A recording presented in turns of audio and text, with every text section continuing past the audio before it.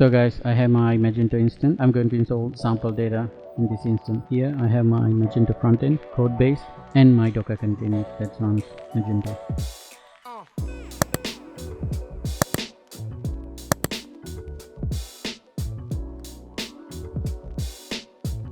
Let's go and install the sample data.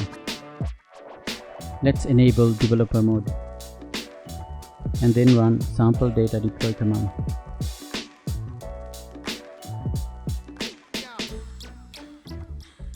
Make sure to subscribe and like our videos.